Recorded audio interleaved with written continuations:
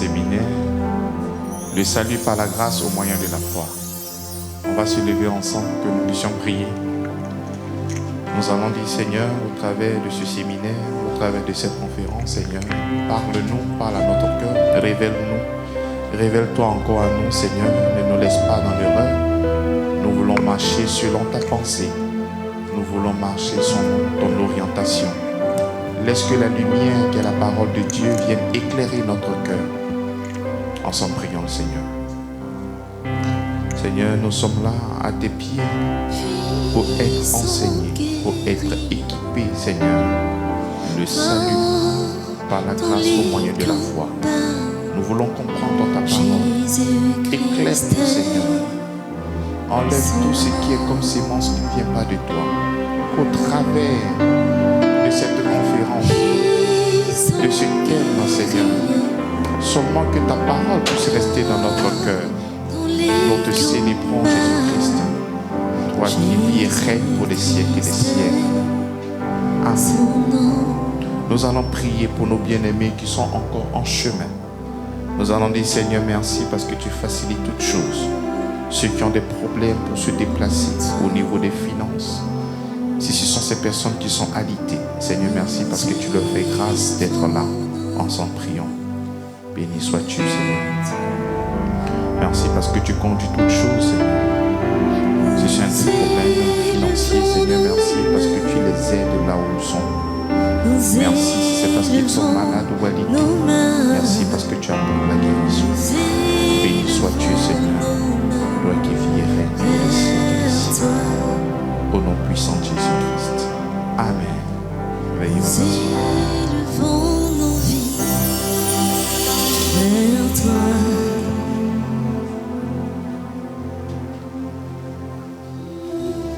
Alléluia. Est-ce que vous êtes venus avec vos stylos, un petit cahier afin de pouvoir écrire? Parce qu'il aura beaucoup d'orientation. Il aura des versets. C'est vrai que l'écran pourra afficher. Les écrans pourront afficher les versets que nous allons engager. Comme nous sommes aussi à l'heure des NTIC, peut-être vous avez les téléphones. Alléluia. Et le thème c'est quoi? Le thème c'est quoi? Le salut par la grâce au moyen de la foi. Nous sommes dans une période festive. Nous devions honorer nos moments. On a décidé de faire ça ce samedi à l'endroit des femmes afin de pouvoir encore leur parler de Jésus-Christ, leur annoncer véritablement le message qui nous vient de la Bible. Vous savez, on entend beaucoup de choses sur la bannière de l'Église. Chacun de nous a sa communauté, a sa manière de comprendre certaines choses. Mais il est important que nous puissions embrasser les vérités que contient la Bible. Non pas ce que X dit, non pas ce que Y dit, mais des vérités qui concernent la Bible. Qu'est-ce que la Bible dit? Et si nous arrivons à marcher selon cette compréhension, nous allons nous voir grandir et nous allons voir la manifestation de ces choses qui sont dans la Bible se réaliser dans notre vie. Alléluia. Alléluia. Très bien. C'est quoi le salut? Là, notre étude est dans Éphésiens chapitre 2. Le thème est tiré de Éphésiens chapitre 2 à partir du verset 8. Il dit, car c'est par la grâce que vous êtes sauvés, par le moyen de la foi. Alléluia. Car c'est par la grâce que vous êtes sauvés, par le moyen de la foi. Et cela ne vient pas de vous, c'est le don de Dieu.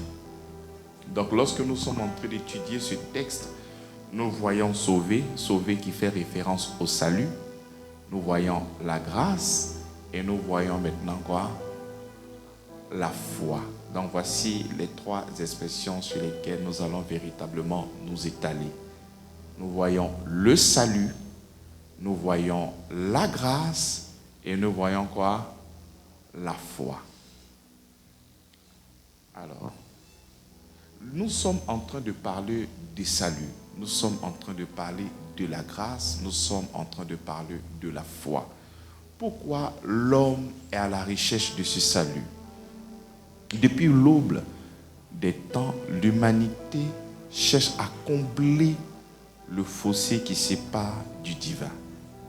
Souvent par des efforts, des rituels ou la morale. Pourtant, le message central de la Bible renverse cette logique. Le salut n'est pas une récompense à gagner, mais c'est un cadeau à recevoir. Amen.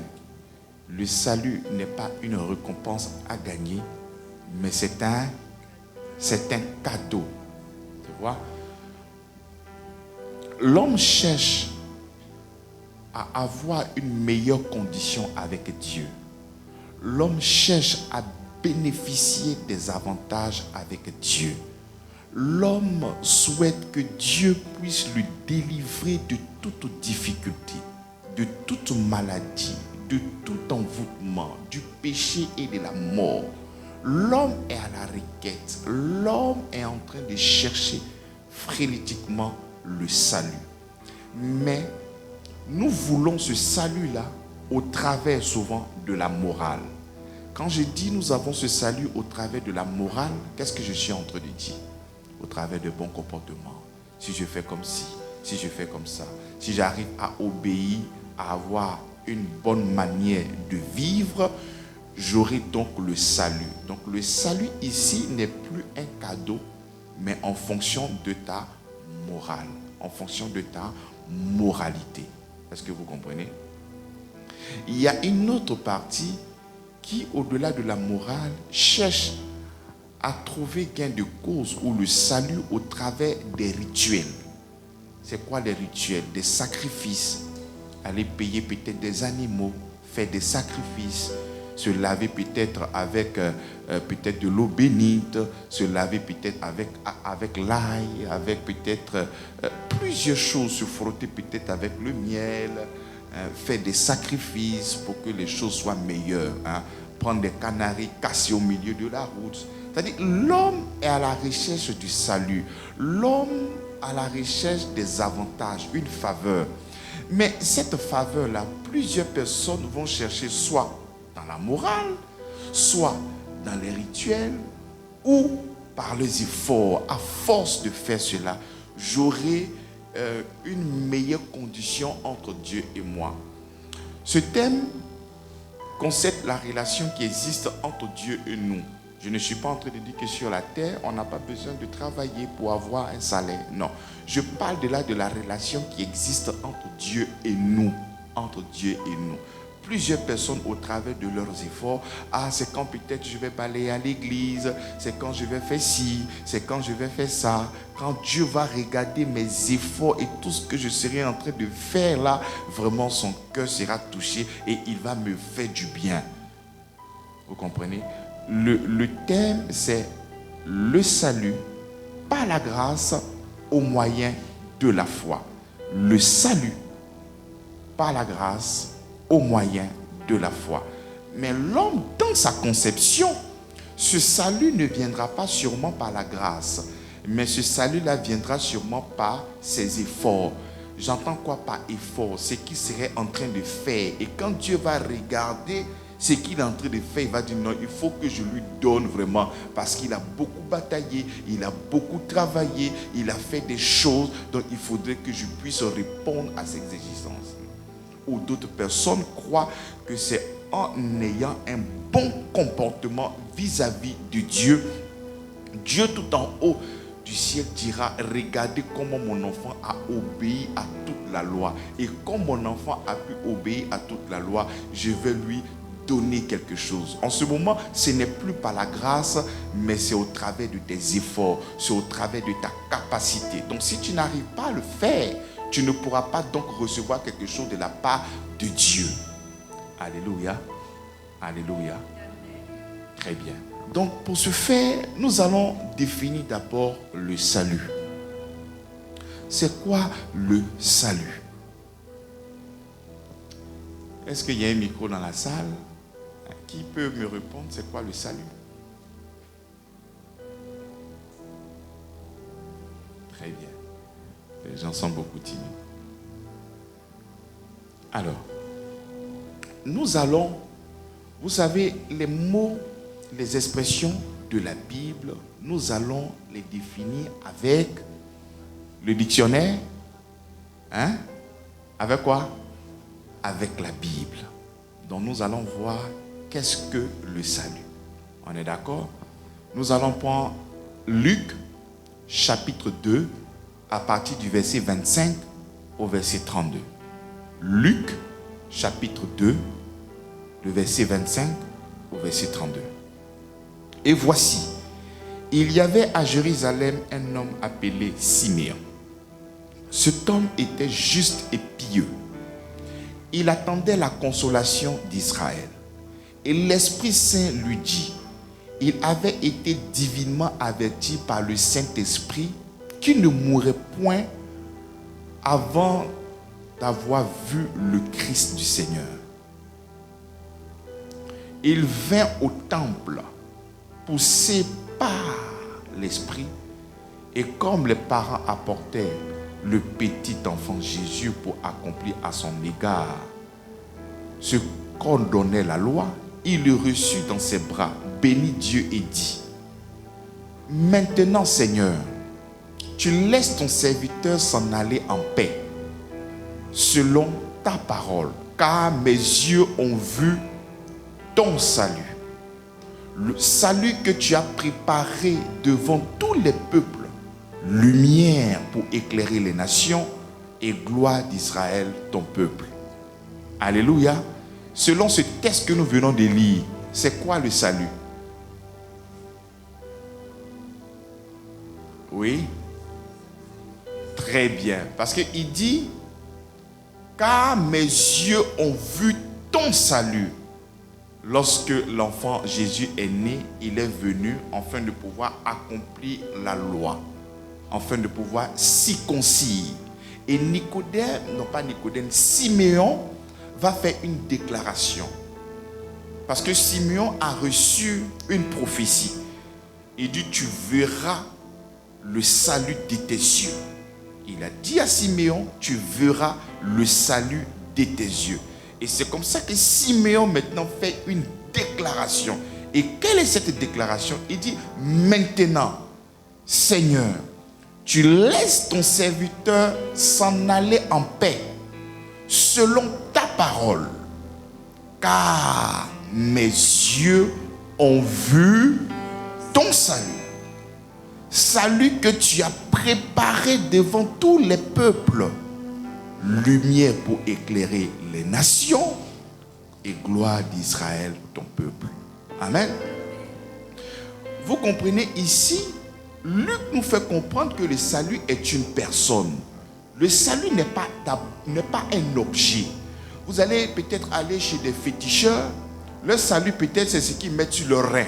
C'est un objet. Si je mets ça sur mon rein, quand les gens vont m'attaquer, ça ne va pas pénétrer. Donc c'est vrai qu'ils visent un résultat. Quel est ce résultat? Si jamais les gens m'attaquent, il ne faudrait pas que leur attaque la puisse m'atteindre. C'est pas ça?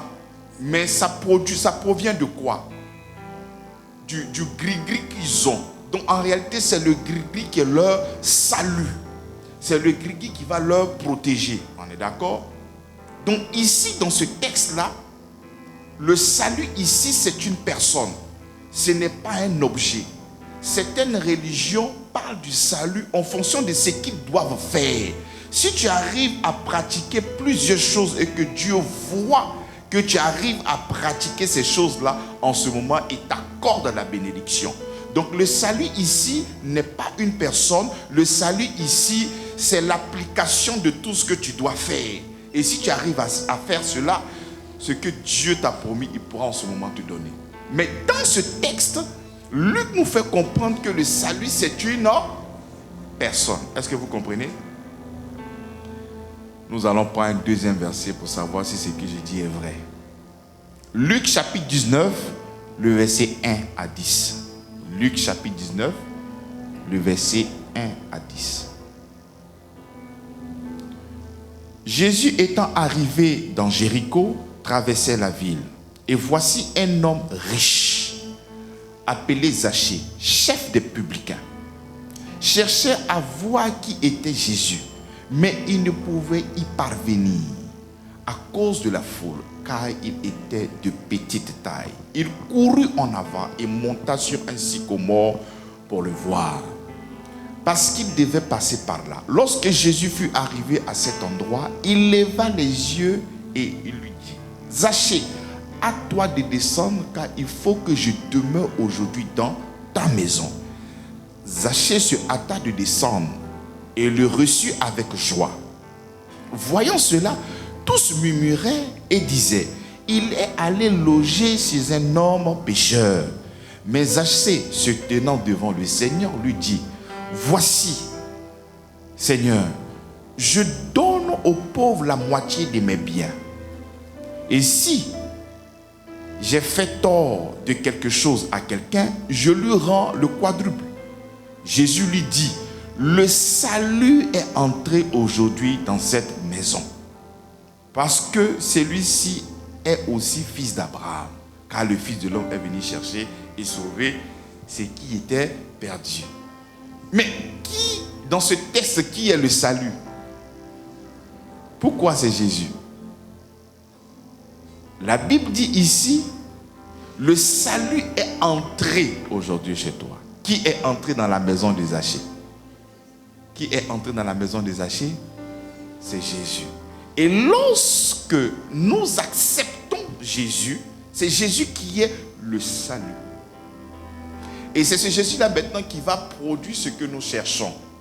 La réconciliation avec Dieu, la paix avec Dieu, la santé avec Dieu, la protection de Dieu, l'assistance de Dieu, la restauration de Dieu. Donc si pour nous, la définition du salut est la délivrance du péché et la condamnation éternelle et la réconciliation avec Dieu, toutes ces choses-là, nous les avons où ça? En Jésus-Christ. Est-ce que vous comprenez? C'est un séminaire, c'est une conférence. Si tu ne comprends pas, tu peux poser la question. Je serai prêt à te répondre. C'est vrai qu'il y aura un temps de questions-réponses, mais si jamais il y a quelque chose qui ne va pas, je peux répondre pour toi. Donc, si aujourd'hui, le salut pour l'humanité, c'est d'avoir nos péchés pardonnés, nous avons nos péchés pardonnés là, comment? À partir de Jésus.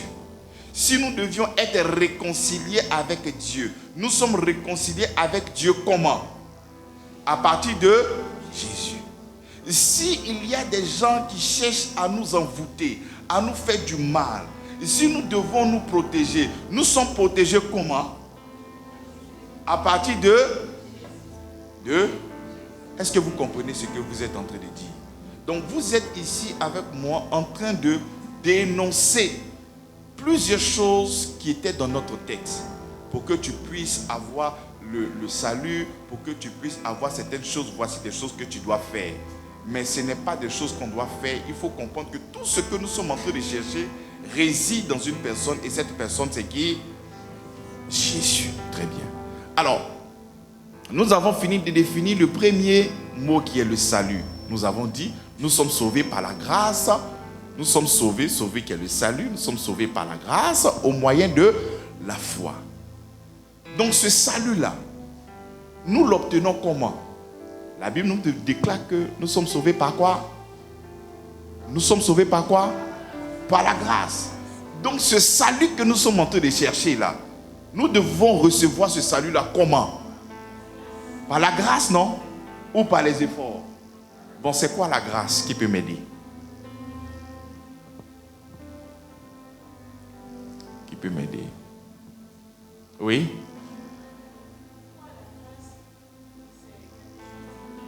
Immérité. Oui.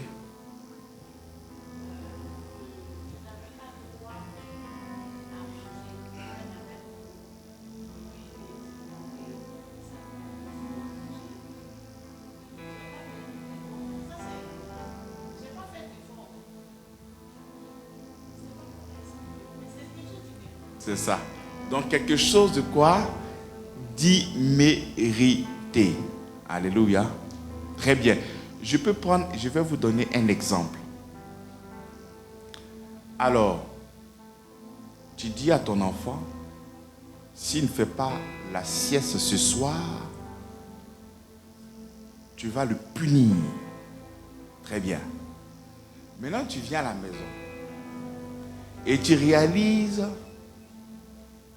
qu'il n'a pas fait la sieste. Au lieu de le punir, tu ne punis pas. Est-ce que nous pouvons considérer ça comme une grâce? Question. Hein? Il y avait grâce. Très bien. Alors, ce cas de figure, l'enfant devait dormir. S'il ne dort pas, je vais te punir. Donc la justice ici réclame quoi? Quand tu réalises que ton enfant n'a pas dormi et que tu viens, que tu réalises que ton enfant n'a pas dormi, selon la justice, qu'est-ce que tu dois faire? Le punir. Mais qu'est-ce que tu as fait? Tu ne l'as pas puni. Ça c'est pas la grâce. Ça c'est la miséricorde. Parce que au lieu de le punir, tu ne l'as pas puni. Amen. Voilà, il méritait la punition. Mais il n'a pas reçu cette punition-là. Le père ou la mère a fait miséricorde. La grâce va au-delà. La grâce te donne ce que tu ne mérites pas. Si l'enfant peut-être devait avoir peut-être son goûter, s'il avait dormi, mais il n'a pas dormi. Donc au lieu d'être chicoté, il n'a pas reçu sa punition, mais tu prends encore un gâteau et tu lui donnes. Et ce cadeau que tu lui donnes là, c'est ça quoi? Parce qu'il ne mérite pas. Ce qu'il mérite là, c'est des bastonnades. C'est une punition. Alléluia. Mais au lieu de recevoir la punition, d'abord il est exonéré de la punition. Il a reçu la miséricorde. Et encore, le parent lui fait grâce. Vous comprenez? La grâce, c'est une faveur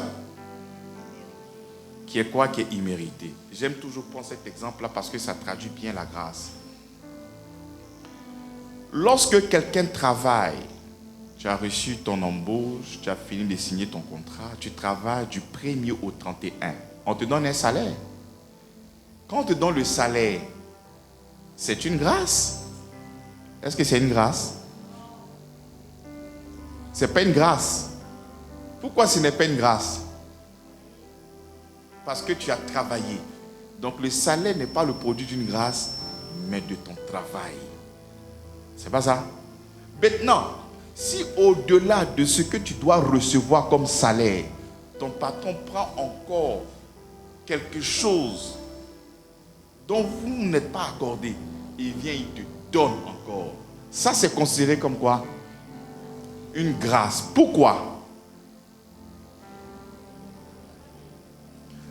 Parce que la grâce se repose sur le donateur.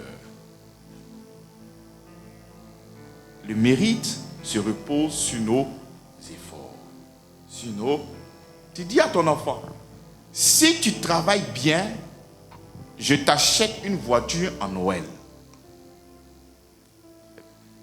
Et puis, en Noël, mon enfant, je te donne une voiture.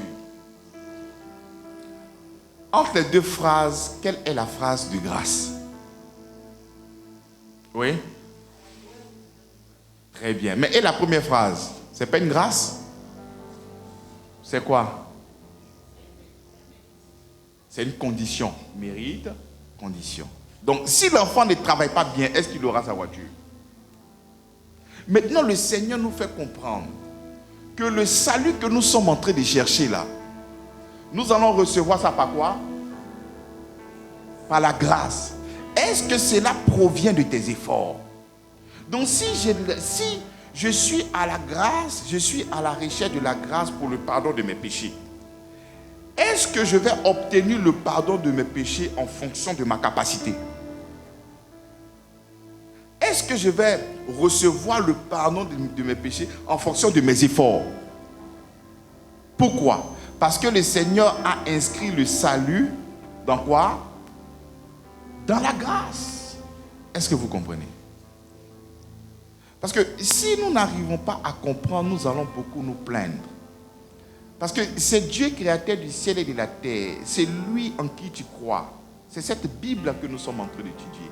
Il dit le salut que tu recherches là, si c'est la vie éternelle, la félicité éternelle, la protection de Dieu, tout ce dont ton cœur réclame et recherche dans tes jeûnes, dans tes prières, dans tes rituels, dans tes efforts, dans ta morale.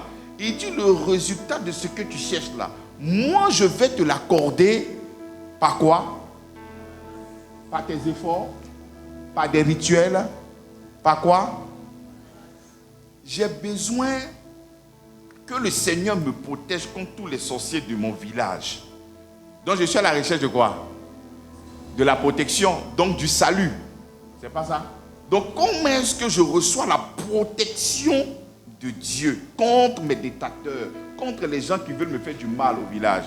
Je le reçois comment? Oui, par la grâce, n'est-ce pas? Il est important de le savoir. Parce que lorsque nous mettons en avant nos efforts, ce n'est plus par la grâce. Parce que la grâce se repose sur le donateur. C'est lui qui donne. Amen.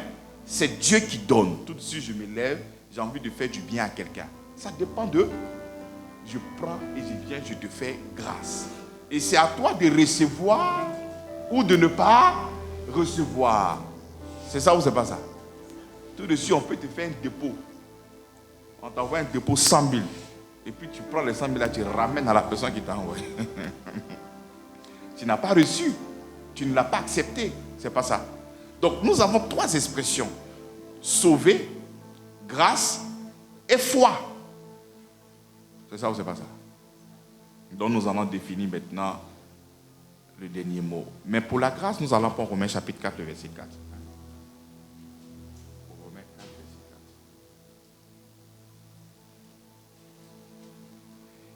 verset 4. Il dit, or, à celui qui fait une œuvre, le salaire est imputé. Non comme une grâce, mais comme une chose. Comme une chose. Au verset 5. Et à celui qui ne fait point d'œuvre, mais qui croit en celui qui justifie l'impie, sa foi est imputée à justice. Est-ce que vous comprenez? Je reprends. Or, à celui qui fait une œuvre, à celui qui fait quelque chose qui émane de lui, il dit, le salaire est imputé, non comme une grâce, parce que tu as travaillé. C'est le fruit de tes efforts qui ont fait que tu as reçu ça. Ce n'est pas une grâce. Mais celui qui ne fait point d'œuvre, mais qui croit. Voilà pourquoi j'ai dit, lorsqu'on parle de grâce, ça se repose sur le donateur. Ma fille, je te donne une voiture à Noël. Ça se repose seulement que sur le Père. Qu'est-ce que l'enfant doit faire? L'enfant doit croire seulement à la bonté de son... C'est tout. Maintenant, si l'enfant ne croit pas à la bonté de son Père, qu'est-ce qu'elle peut dire, par exemple? Non, vrai, tu n'as pas dit que non, je n'accepte pas. Vrai, qu'est-ce que tu as dit? Hein? Très bien, il y a ça. Mais là encore, ça c'est le doute. Quand quelqu'un ne croit pas. Bon, je vais te donner un exemple pratique. Ton mari que tu connais là, hein, il vient, il te dit que non, je vais te donner Radisson Palace. Qu'est-ce que tu as lui dit? Elle a dit quoi? Tu t'es bien regardé. Il faut quitter devant moi là-bas. Hein? Donc, la personne me croit. Donc, il faudrait que la personne à qui on promet puisse croire en toi. C'est ça. Parce que si tu ne crois pas, La grâce ne peut pas se... Maintenant, si quelqu'un te dit, je vais te donner ça, et puis tu réponds comme ça, son cœur sera comment? C'est comme si tu es dans la communauté et puis tu as des difficultés. Vraiment, j'ai besoin de 10 000. Ma soeur, il y a quoi? Il y a besoin de 10 000. Bon, je vais te donner. Oh, toi, tu t'es bien regardé, toi comme ça là. Donc, lui-même que tu viens de dire ça là, est-ce qu'il peut encore te donner? Il est frustré. Mais attends, il n'y a pas de problème. Comme moi, ici, il y a un vaurien, ici, un moitié, il n'y a pas de problème. Donc, il faudrait que nous puissions savoir, aussi vrai que la grâce dépend de celui qui donne, mais on a besoin de quelqu'un pour recevoir. On a besoin de quelqu'un pour recevoir. Voilà pourquoi la Bible dit à tous ceux qui l'ont reçu. Il faut recevoir. Dans le monde physique, là nous sommes en train de parler de la foi. Dans le monde physique, si je dois recevoir quelque chose dans la main de quelqu'un ici, je reçois cette chose-là comment? Quelqu'un veut me remettre un téléphone. Je prends ça comment? Hein? Oui. Non. Quelqu'un vient tout de suite avec un téléphone dans sa main et il veut me donner. Comment est-ce que je prends le téléphone? Avec la main. Donc dans le monde physique, comment recevoir quelque chose de la main de quelqu'un? Maintenant, et dans le monde spirituel, avec quoi? Donc il faut savoir qu'on peut te donner quelque chose si cette terre la tient. Et puis tu ne donnes pas ta main. Souvent quand tu es fâché, quelqu'un quand tu salues, tu te donnes ta main. Ça veut dire que tu ne veux pas. Maintenant dans le monde spirituel, quand Dieu donne, mais est-ce que tu prends? Dans le monde spirituel, quand Dieu donne, tu prends ça comment? Pas là? Mais c'est ça, nous sommes en train de dire. Le salut par la grâce au moyen de la foi. Donc Dieu peut faire grâce. Et la personne qui reçoit la personne qui est censée recevoir cette grâce ne reçoit pas. C'est pour ça que Jean chapitre 3, le verset 16 nous dit quoi? Car Dieu a tant aimé le monde qu'il a donné son Fils unique. Donner, c'est quoi? Qui peut m'aider? Donner, c'est la grâce. Car Dieu a tant aimé qu'il a donné. Donner, c'est la grâce. Car Dieu a tant aimé le monde qu'il a donné son Fils unique. Afin que, croire, c'est quoi? La foi. Vous comprenez? Donc la grâce est la main tendue du Seigneur. Maintenant, qui va recevoir cette grâce-là? C'est quiconque croit. Et celui qui ne croit pas. Mais pourquoi le Seigneur ne m'a pas donc béni alors? Donc vous comprenez que quand Dieu donne, il faudrait qu'il y ait quelqu'un pour... Non, le Seigneur ne m'a pas fait la grâce. Et vraiment, Dieu pense à tout le monde. Mais Dieu n'a pas pensé aussi à moi. Mais est-ce que tu as reçu? Est-ce que tu as reçu? Hein? J'ai même un jour dans une prédication faire cet exemple-là. J'ai besoin de quelqu'un près de moi. Viens. Car Dieu a tant aimé le monde. Viens ton portable. Car Dieu a tant aimé le monde qu'il a son Fils. D'accord. Donc nous avons vu ici, son Fils là c'est qui? Jésus. Et c'est Jésus qui est le salut. C'est pas ça? C'est dans ce salut que nous avons la protection, nous avons la guérison, nous avons tout ce dont nous avons besoin sur cette terre. Est-ce que c'est pas ça? C'est en Jésus que nous avons tout, non? Donc la Bible dit car Dieu a tant aimé le monde qu'il a donné son Fils unique. Afin que quiconque... Mets-toi là, mets en face de moi. Voilà. Quand il donne, qu'est-ce qu'il doit faire selon l'exemple que j'ai donné? Il doit tendre sa main. Là, nous sommes dans le monde physique. Tu vois, tant qu'il ne me tend pas sa main, tant qu'il ne me tend pas sa main, est-ce qu'il reçoit? Ésaïe a compris. Et quand Ésaïe est en train de prophétiser, qu'est-ce qu'il a dit? Qui peut m'aider? Il dit, qui a reconnu le bras de l'Éternel? Qui a reconnu son bras? Donc pendant que Dieu a tendu Jésus pour l'humanité, qu'est-ce qu'il doit faire maintenant? Parce que la main du Seigneur est toujours tendue. Le Seigneur est là, hein, jusqu'à présent, son bras est toujours tendu parce que nous sommes dans la grâce. Et qu'est-ce que lui qui est en face doit faire? Il doit prendre. Vas-y, prends. Parce que s'il n'accepte pas de prendre, est-ce qu'il a la grâce? Maintenant, le thème c'est quoi? Le salut par la grâce au moyen de la foi. Donc ce monsieur que vous voyez, il est à la recherche du salut. Le monsieur que vous voyez, il est à la recherche de la santé.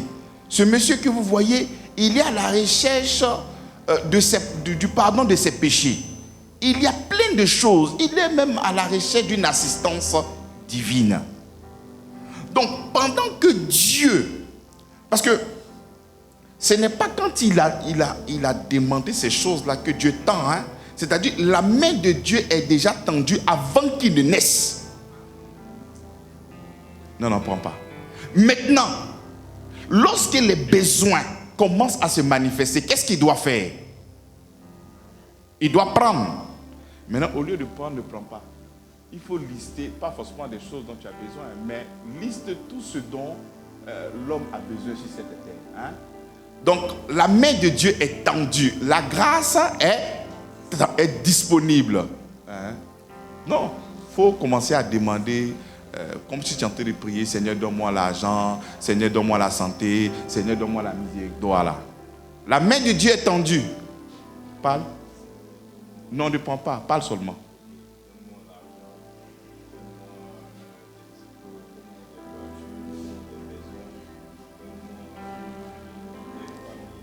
Toi-même arrivé à un moment là, tu vas voir que ta main commence à te fatiguer. Parce que Dieu a tendu. Ce qu'il doit faire, c'est quoi? C'est pas demander. C'est de... Mais au lieu de prendre, quelle est son attitude? Est-ce que le Seigneur nous a appelés à demander? Il dit, la vie éternelle, c'est que vous croyez à celui qui l'a envoyé. On doit croire. Dieu connaît tes besoins. Il connaît ta situation. Il sait que tu es séparé de lui. Il sait que tu es privé de sa gloire. Il sait que tu es privé de sa santé. Tu es privé de sa protection. Et il a déjà donné, avant même que le besoin ne soit manifeste. Parce que notre Dieu, il ne réagit pas. Il a déjà agi. Et il a déjà donné le Christ. Et c'est à toi, au son de la bonne nouvelle, pour que tu viennes maintenant, parce que la bonne nouvelle va produire en toi la foi en recevant maintenant le Christ qui est l'auteur de tout ce dont tu as. Il est la source de la bénédiction. Donc au lieu de prendre, commence encore à demander des choses. Mais je t'ai donné Christ. Mais voici Christ. Mais voilà Christ. Voilà le Christ. Mais aie la foi, mon fils. Mais voilà. J'ai déjà donné. J'ai déjà donné. Et voici le langage qui existe entre son peuple et Dieu. Pendant que le peuple est en train de demander, il dit, mais j'ai déjà tout fait en Christ. Reçois. Il dit, à tous ceux qui l'ont reçu, à tous ceux qui croient, il a donné le pouvoir de devenir. Donc la main de Dieu est déjà tendue. Il a déjà tout fait. Et c'est à toi de recevoir pour donner l'image inverse du monde physique. Quand je lui donne le téléphone, tu es censé prendre, non? Tiens. Voilà. Mais cette fois-ci, quand je donne, tu ne prends pas. Tiens. Mais tiens. Mais tu as quel problème? Tiens. Parce que Dieu a déjà donné la grâce. Et toi, tu dois recevoir par quoi? Donc tu vois que quand tu ne reçois pas, ce n'est pas parce qu'il n'y a pas eu un donateur. Dieu, il donne. Mais c'est nous qui ne recevons pas. C'est pour ça que dans l'évangile, merci beaucoup, il dit à tous ceux qui ont reçu. Est-ce que nous avons reçu? Seigneur, tu n'as pas été avec moi. Regarde ce qui m'est arrivé. Tu m'as oublié. Dieu n'oublie pas. Il arrive par moments où l'homme regarde Dieu à partir de son propre cœur, à partir de ses faiblesses. Comme moi, j'oublie, parce que quelqu'un peut me demander un service, et j'oublie de l'aider. Donc tu penses que Dieu peut oublier. Dieu n'oublie pas. Dieu n'est pas un homme. Tes pensées ne sont pas ses pensées. Dieu ne souffre pas d'Alzheimer. Vous comprenez? Le salut par la grâce au moyen de la foi. Si nous devons prendre un texte encore, nous pouvons prendre Hébreux chapitre 12, le verset 2. Hébreux 12, le verset 2. D'une manière scripturaire, c'est quoi la foi? Il dit, ayant les regards sur Jésus, le chef et le consommateur de la foi, qui, en vue de la joie qui lui était réservée, a souffert la croix, méprisé l'ignominie et s'est assis à la droite de Dieu. Il a souffert, il a produit un travail excellent pour que toi, au nom de la foi, en comptant sur lui, en ayant le regard sur lui, que tu puisses bénéficier de tout ce travail qu'il a fait pour toi. Amen. Vous voyez, je reviens dans la deuxième définition de la grâce. C'est vrai que la grâce se repose non pas sur nos œuvres, mais du donateur. Mais cela ne veut pas dire que ce n'est pas coûteux. Ce n'est pas coûteux pour celui qui reçoit, mais c'est coûteux pour celui qui donne. C'est coûteux pour celui qui donne. Je peux venir te donner 1 million. C'est facile pour toi. Mais est-ce que c'est facile pour celui qui est en train d'enlever pour donner? C'est pas facile. Parce que quand tu vas aller interroger Philippiens 2, il dit, la Bible déclare qu'il n'a point regardé sa position d'être égal avec Dieu. Il s'est dépouillé. Donc pour que toi tu sois habillé là, il a fallu que quelqu'un soit dépouillé. Et puis c'est pas quelqu'un qui s'est dépouillé, c'est pas quelqu'un qui l'a dépouillé, c'est lui-même qui s'est dépouillé. Tu dois comprendre ça. Tu dois comprendre. Si tu ne comprends pas, comment est-ce que tu peux accepter le revêtement qui est le Christ? Tu dois savoir qu'il s'est dépouillé, mais tu ne sais pas. Comment tu vas accepter son revêtement? Et c'est ça la vérité de l'évangile. Donc la grâce coûte, non pas pour celui qui reçoit. C'est pour ça que certaines personnes disent que oh, votre évangile là, c'est tellement facile. C'est facile parce que Christ a déjà tout fait pour toi. Sinon, ça n'a pas été facile pour lui. Non, non, du tout. Il dit, vous n'avez pas lutté jusqu'au sang. Mais lui, il est parti jusqu'à la croix. Ils l'ont percé. Est-ce que vous comprenez ça? Vous cherchez des choses. Dieu, il a déjà tout fait. Il s'est sacrifié. On l'a insulté. On a fait tout. Et vous, vous cherchez des choses que lui, il a déjà gagné ça pour toi. Il dit, Père, la gloire que tu m'as donnée, je leur donne. C'est-à-dire tout ce qu'il a fait de son obéissance, de ses sacrifices, tout ça, il y a des résultats. Et ces résultats-là, il a pris ça, il a mis ça dans un paquet, un petit sachet noir. Il a pris ça maintenant. Et puis il dit, où sont mes enfants? Où sont mes enfants pour que je leur donne? Mais on doit recevoir ça par quoi? Mais tu dis non. Bien aimé, si tu n'as pas la foi, que tu pries de 24 heures sur 24, il n'y a rien dedans. Il a choqué les religieux. Vous avez beaucoup entendu des séminaires, la puissance de la prière. Non, non. Si la prière est puissante là, elle se repose sur l'œuvre parfaite de notre Seigneur Jésus-Christ. S'il n'y a pas Jésus-Christ, ce sont des paroles en l'air. Dans la force là, ce n'est pas ce que toi tu fais. La force, c'est l'œuvre de la croix. Est-ce que vous comprenez? Alors, je vais maintenant rentrer dans une autre phase. Pourquoi donc le salut que nous sommes en train de chercher est exclusivement à la grâce au moyen de la foi. Parce que ce n'est pas ce que les religions nous ont appris. Les religions nous ont dit, pour que tu puisses recevoir quelque chose de la part de Dieu, il faut que tu puisses faire ici, il faut obéir à la loi, il faut faire comme si, un temps même lorsqu'on était un peu plus jeune, on dit il y a un livre où tout ce que tu as fait de bien là, Dieu l'a écrit. Et puis tout ce que tu as fait là, de mauvais, il écrit. Et puis après, maintenant, il va comparer. Si ce que tu as fait, c'est beaucoup, tu vas partir au ciel. Ça, c'est dans Tintin. C'est dessin animé, c'est manga. Ça, c'est pas la justice de Dieu. Ça n'a rien à voir avec ça.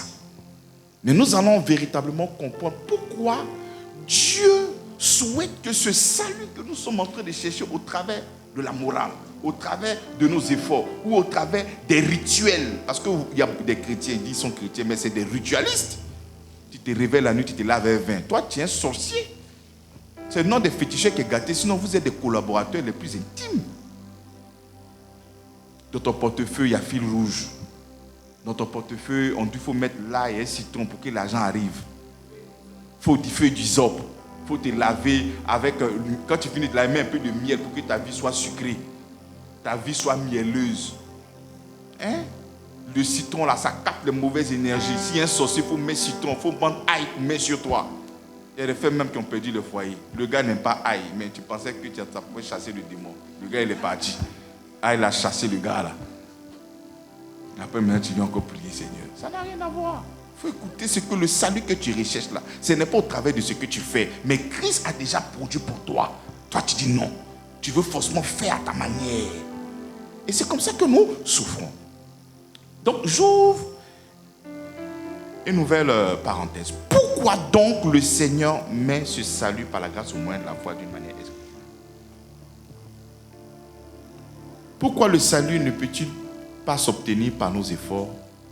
Et comment la foi devient le canal par lequel nous recevons la grâce divine?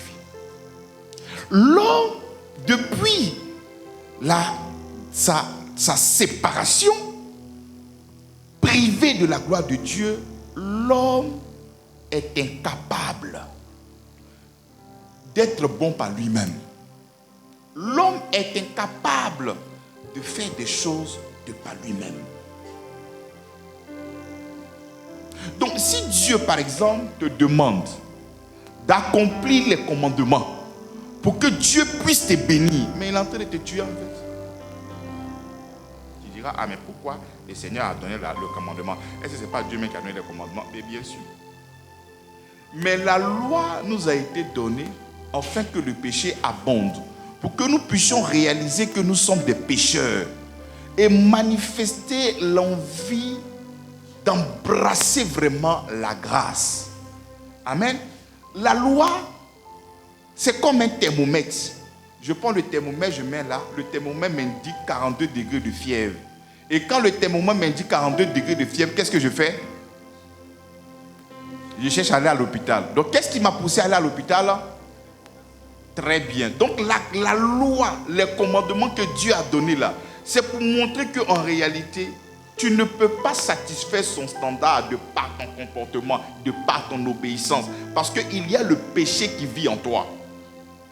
Donc Dieu ne peut pas demander à l'être humain d'avoir le salut au travers de sa capacité. Parce qu'il n'a pas de capacité. Il est faible. C'est-à-dire s'il a une capacité là, c'est pour aller faire le mal. Il est ingénieux au mal. On peut regarder d'autres personnes, pour lui là c'est puissance 1. Mal puissance 1, lui là c'est mal puissance 1000, mais vous êtes dans le même bon là. Donc Dieu ne peut pas dresser une liste de choses pour que vous puissiez les faire. Et au vu de ça, il va maintenant vous bénir parce que vous aviez accompli tout ce qu'il vous a demandé. Non. Peut-être après, j'ai fait une autre conférence pour parler complètement de la loi. Mais quand nous engageons déjà Romains chapitre 7, le verset 14 à 18, ça va répondre à ce que je suis en train de dire. Il dit, nous savons, en effet, que la loi est spirituelle. Comme je disais, la loi est une bonne chose. Pas que la loi elle est mauvaise. La loi elle est une bonne chose. On dit, elle est spirituelle. Mais moi, je suis comment? Charnel, vendu au péché. Car je ne sais pas ce que je fais. Et je ne fais point ce que je veux. Et je fais ce que je hais. Or, si si je fais ce que je ne veux pas, je reconnais par là que la loi est bonne. Et maintenant, ce n'est plus moi qui le fais, mais c'est le péché qui habite en moi. Ce qui est bon, je le sais, n'habite pas en moi, c'est-à-dire dans ma chair. J'ai la volonté, mais non le pouvoir de faire le bien. Donc j'ai la volonté. Et je vais arrêter de faire ci, je vais arrêter de faire ça, je vais arrêter de faire ci, je vais arrêter de faire ça. Très bien. J'ai la volonté parce que quand il est écrit, il ne faut pas faire comme ci, il ne faut pas faire comme ça, il ne faut pas faire comme ci. Je sais que la loi là, elle est bonne et elle est quoi? Elle est spirituelle. La loi que Dieu a donnée là, elle est bonne, elle est spirituelle. Mais et j'ai envie, Paul dit il a vraiment envie parce qu'il dit que la loi elle est comment? Elle est bonne. Il ne dit pas que la loi est mauvaise, il dit qu'elle est bonne. Mais cette loi qui est bonne là, elle vient rencontrer une réalité dans ma chair. Et quelle est cette réalité? Il dit je suis vendu au péché. Il dit je suis quoi? Travailler souvent avec les images, c'est un peu bien. Hein? Dans ta maison, s'il y a une fille qui travaille pour toi, qui est le patron? C'est toi la patronne, n'est-ce pas? Alors, si ce matin tu t'es levé que tu as mangé une sauce graine, la servante, ta fille du ménage, qu'est-ce qu'elle va faire? Hein? Non. Moi, j'ai mangé comme on appelle bio conseil. Elle dit les femmes sont tellement nagées. Elle dit aïe. Mais tu as passé par où même pour dire ça même? Donc le chef là, c'est-à-dire toi tu as une bonne intention. Et puis, toi tu veux imposer à ta chair de respecter le standard de Dieu. Il dit mais toi-même tu crois même? C'est moi le boss. Donc quand tu vas finir de rêver là, quand tu vas dans ton cœur vouloir faire des choses, on va voir où tu vas avoir la force pour le faire. C'est moi qui contrôle. Voilà pourquoi Dieu ne peut pas nous donner le salut par une liste de choses à faire ou à ne pas faire. Parce que ça sera quasi impossible. Est-ce que vous comprenez? C'est la Bible que je suis en train de lire, pas un bouquin. Parce que la religion nous a appris, si tu respectes les 10 commandements, Dieu va te sauver. Et nous tous, nous étions dans cette compréhension-là, en train de chercher à accomplir la loi de Dieu pour que nous puissions être dans de bonnes relations avec Dieu. Mais tu seras frappé toujours et tu seras toujours humilié. Pourquoi? Parce que j'ai la volonté. Combien de fois certaines personnes se sont levées, je vais arrêter de faire ci. 2 mois, 3 mois. Je veux 2 mois, 3 mois. La Bible dit, votre force au contraire vient de... pas de toi. Donc un homme ne peut pas se lever de son propre chef comme ça et prendre des décisions sans compter sur la puissance de notre Seigneur. C'est impossible. Il faut lui. Sans lui, tu ne peux rien. Est-ce que vous comprenez ça? Donc voici, ici nous sommes en Romains. C'est Paul qui le dit. Un pharisien. Quelqu'un qui a la maîtrise de la loi de ses pères. Il dit veut, mais voici une autre réalité qui est là. Comment il va faire? D'après toi, Dieu dit si tu obéis aux 10 commandements, et puis 10 commandements là, pour ceux peut-être qui m'écoutent peut-être pour la première fois, ce n'est pas compter 1, 2, 3, 10. Hein. Les 10 que vous avez vus là, ce ne sont que des grandes lignes. Mais quand on fait les décomptes, on a près de 613 lois à faire ou à ne pas faire.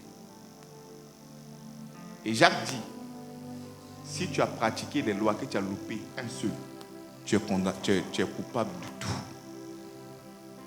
Et l'homme ne peut pas faire.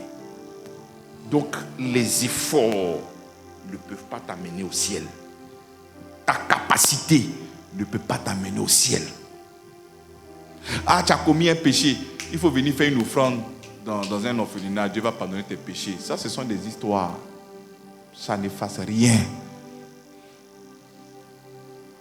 Donc vous comprenez, ici, ce sont des efforts. De l'autre côté, on te dira que tes bonnes actions peuvent effacer tes péchés. J'ai connu beaucoup de personnes, même dans le milieu du travail. Tu sais, quand tu fais des mauvaises choses, il faut aller au moins chercher un coin à l'église. Tu vas lui donner l'argent, ou bien cherche les orphelins, tu vas leur donner un peu d'argent. Là, au moins, ça va diminuer tes péchés. Champion, ça ne diminue pas le péché. Championne, ça ne diminue pas le péché. Est-ce que je peux prendre un revolver, venir tuer une famille, prendre tout ce que j'ai eu dans cette famille-là comme ressources, comme argent? Quand je prends tout ça, je vais maintenant dans plusieurs familles et puis je suis un grand donateur. Et comme je viens de donner, je viens de distribuer l'argent, les gens ne font que me dire que vraiment tu es gentil, que Dieu te bénisse, que le Seigneur te donne le ciel. Est-ce que ces bénédictions vont venir effacer cette famille? Même si c'est 1 milliard de familles qui est en train de te bénir, est-ce que ça va effacer l'acte que tu viens de poser là? Ça ne peut pas effacer. Comment tu peux penser que ça va effacer? Donc les gens qui vont venir vous dire, tu sais, dans la vie, on ne peut pas être juste. Mais si tu arrives à voler, prends l'argent là. Cherche au moins une bonne église, un bon pasteur. Va payer les choses à l'église. Là, tu vas voir que Dieu va te protéger. Ça, c'est un angle plan. Tes offrandes ne viendront pas effacer quelque chose. S'il y a une offrande qui est capable d'effacer quelque chose, c'est le sang de Jésus-Christ. C'est l'offrande de Jésus-Christ. C'est pas toi ton offrande de 50 000, 100, même 1 000 milliards. Si tu veux, il faut donner 1 000 milliards. Un jour, dans une conférence, il y a une dame qui m'a dit, mais ça là, il faut un basilic là. Il dit, mon cher, c'est pas fait de basilic qui envoie l'homme au paradis. C'est d'accepter le Seigneur Jésus-Christ. Si tu veux, il faut construire gratte-ciel. Si tu n'as pas accepté Jésus, c'est compliqué.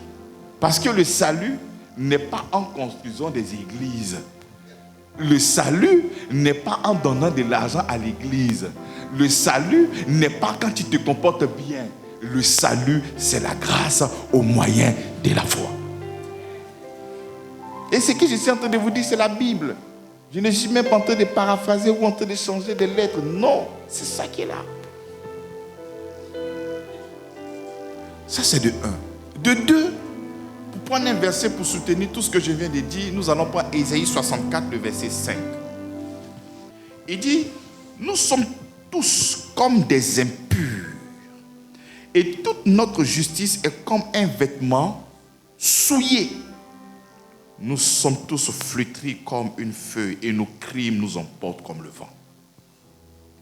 Donc, que tu puisses passer au travers de tes efforts, de ta capacité, de ta morale pour obtenir le salut, tu ne pourras pas. Parce que Paul vient de nous dire, il y a la loi du péché qui est en nous. Numéro 2, si jamais je fais des offrandes, si je fais comme ci, je fais comme ça, Dieu va pardonner mes péchés. Il dit non, votre justice est comme un vêtement sale. Donc si c'est là que toi tu poses ta justice en faisant ça, Dieu va te justifier. Il dit ta justice là, c'est un vêtement qui sent mauvais. C'est pourri. Et ça ne peut rien créer. Donc il faut chercher une autre voie. Parce que si c'est sur ces 2 voies tu comptes là, je t'assure que ta perdition est garantie. Parce que le moyen, il dit le salut par la grâce, au moyen de la foi. Alléluia. Alors, nous venons maintenant de déconstruire l'idée que ce serait par nos efforts, que ce serait par nos rituels. Parce que nous avons le rituel ultime de notre Seigneur Jésus-Christ, qui par son sang, et la Bible déclare que nous avons été rachetés par un grand prix. Mais vous allez voir dans cette génération des hommes. Bon, quand je dis des hommes de Dieu, il y a plusieurs personnes qui s'appellent Dieu. Mais le véritable Dieu est manifeste en Jésus-Christ. Quand quelqu'un dit Dieu, pour moi, ce n'est pas le signe qu'il est sauvé. C'est quand tu es en train de parler de Jésus-Christ. Là, je sais quelle est ton appartenance. Parce que l'hindouisme parle de Dieu.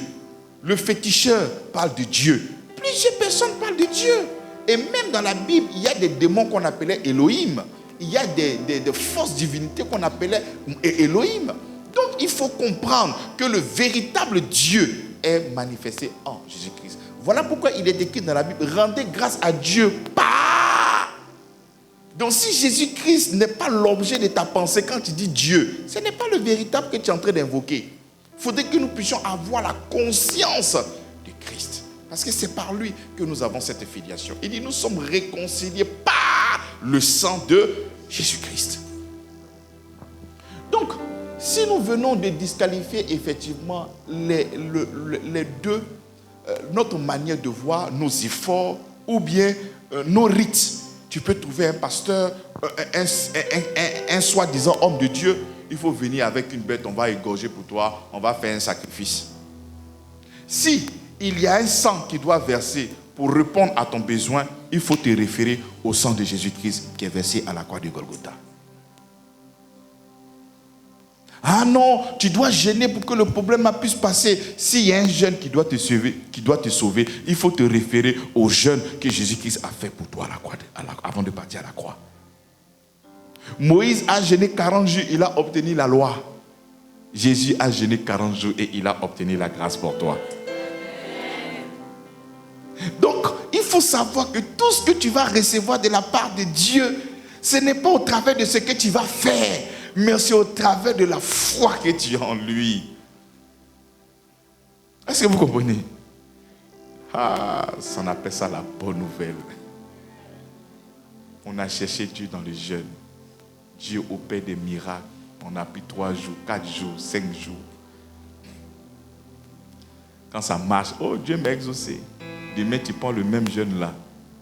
Floco, ça passe pas. Non, sûrement la dernière fois c'est parce qu'il avait fait 3. Non, là le Seigneur m'appelle maintenant à 5. Quand cette fois-ci il a fait 5, ça a marché. Tu fais les 5 flocos. C'est comme ça qu'il y a d'autres qui disent, bon, il a fait comme Jésus. Le jeûne de Jésus là, c'était 40 nuits, 40 jours. Pour toi là, c'est pas jeûne 40 jours, 40 nuits. Hein? C'est 6h à 18h. Il a fait mieux que toi.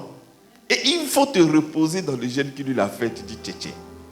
Lui, là, il est venu comme notre grand frère. Il a fait tout ça, non pas pour lui, parce que lui, il est Dieu, n'en a pas besoin. Il a fait ça au nom de l'humanité. Pour que nous puissions nous identifier dans l'œuvre qu'il a faite, pour que nous puissions recevoir la bénédiction. C'est ça. Mais aujourd'hui, nous faisons fi de tout ce que Jésus-Christ a fait. Je te pose la question. Pourquoi Jésus a jeûné 40 jours, 40 jours? Pourquoi? Mais c'est pour toi. Non, moi je ne veux pas pour Jésus, là, moi-même je veux faire. Bon, il faut faire comme lui, alors 40 nuits, 40 jours. Ça veut dire 40 jours, sans manger, sans boire, jour et nuit. Tu vas devenir spirituel tout à l'heure. Alors, Dieu, dans son amour et dans sa grâce, voit la souffrance de l'humanité. Voit la souffrance de cette création qui a été livrée à la vanité, livrée à la souffrance. Donc comme il sait que l'homme ne peut pas marcher vers lui, l'homme ne peut pas faire 1 pas, 2 pas, 3 pas, 4 pas, 5 pas pour aller vers lui, il fallait que lui-même il puisse venir vers l'homme. Et Philippiens chapitre 2, le verset 6. Lequel existant en forme de Dieu n'a point regardé comme sa proie, comme une proie à arracher d'être égal avec Dieu, mais s'est dépouillé lui-même, en prenant une forme de serviteur, en devenant semblable et ayant paru comme un simple, il s'est humilié lui-même, se rendant obéissant, même jusqu'à la mort à la croix. Comme Dieu savait ton incapacité de quitter ta position et venir vers lui, c'est lui qui se déplace et qui vient vers toi. C'est ça la grâce de notre Seigneur. La grâce de notre Seigneur a cette capacité d'aller te chercher dans cet abîme. La Bible déclare qu'au commencement c'était un tohu-bohu. Mais Dieu a dit que la lumière soit et la lumière fut. Dans ce tohu-bohu là où tu étais, il s'est déplacé et il est venu apporter la lumière dans ton cœur. C'est comme ça qu'il est descendu. Lorsque tu vas lire le prologue de Jean, il a expliqué ça d'une manière excellentissime. La parole était Dieu. Il a pris forme, il est venu parmi nous. Lumière des hommes. Il est la lumière qui éclaire tout homme. Donc il a pris chair et il a habité parmi nous. Donc ce Dieu-là est venu parmi nous. Afin de pouvoir faire quoi? Mais nous délivrer.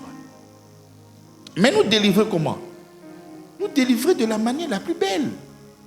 Parce qu'au nom de l'humanité, Adam a désobéi. C'est ça ou c'est pas ça? Et la désobéissance d'Adam, là, ça a créé quoi dans ta vie? La mort. Donc comment est-ce que la mort est arrivée dans ta vie? C'est à cause de qui? C'est pas à cause d'Adam. Quand Adam était en train de commander la mort pour toi, là, tu étais avec lui. Est-ce que tu étais avec lui? Mais tu crois que c'est par Adam que toi tu as goûté la mort. C'est pas ça. De la même manière, Jésus aussi dit, viens. De la même manière que c'est pas un être, c'est pas une personne que la mort est rentrée. Parce qu'il a désobéi, non? Moi, quand je vais venir là, je vais obéir. Et ça va produire le contraire de ce que lui a produit. Donc si lui a produit la mort par sa désobéissance, moi je vais produire la vie par mon obéissance. Et c'est comme ça que nous recevons de la même manière que nous avons reçu d'Adam. Mais tous ici, avant que nous n'embrassions le salut, c'était facile pour nous de croire qu'en Adam on était pécheurs. Mais difficile de croire qu'en Christ aussi, nous sommes parfaits, nous sommes justes, nous sommes aussi purifiés et saints. C'est difficile. Mais c'est facile de croire en ce qui n'est pas juste. C'est facile de croire en l'action d'Adam. Alors qu'il n'y a pas eu seulement que le premier Adam. Il y a eu aussi un second Adam. Et quand il est venu, il a fait des choses pour nous. Et nous devions aussi dire Amen. De la manière qu'on a dit Amen à ce que Adam a fait et on a déclaré que nous étions pécheurs. C'est comme ça aussi en Christ, nous devons aussi dire Amen. Parce que nous sommes maintenant justifiés par lui. Donc comme Dieu sait que vous êtes incapables, il sait que vous n'aviez pas la capacité. Je viens moi-même accomplir ce que toi tu ne peux pas accomplir. Parce que cette loi qui t'a été donnée là, tu ne pouvais pas l'accomplir. Parce que toi tu es né pécheur. Donc Jésus il est né non pas avec une nature pécheresse, il est né pur. Donc il est venu enfin d'accomplir cette loi là. Et quand il est en train d'accomplir, le fait qu'il ait porté la chair, le fait qu'il ait porté l'humanité, il était en train d'accomplir au nom de l'humanité. Parce que de la même manière que Adam, le premier Adam a agi au nom de l'humanité et il a entraîné la mort sur tous, c'est comme ça aussi Jésus-Christ, il est venu aussi agir au nom de l'humanité. Et son obéissance aussi s'est répandue aussi sur toi.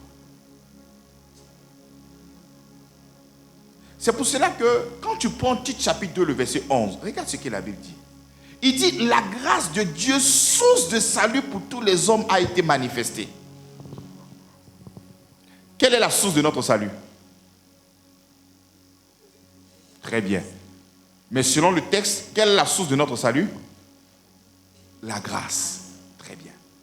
Oui, bien sûr, il n'y a pas de problème, c'est Jésus. Mais là, je suis en train de vous définir la grâce dans ce thème où nous recevons quelque chose de la part du Seigneur d'une manière gratuite. Il dit, car la grâce de Dieu est la source. Donc, je ne peux pas vouloir recevoir le salut de Dieu et le chercher au travers de ses efforts. Et le chercher au travers de ce que tu vas faire. On ne peut que trouver ce salut-là dans la grâce. Faveur imméritée. Faveur. Bon, d'accord.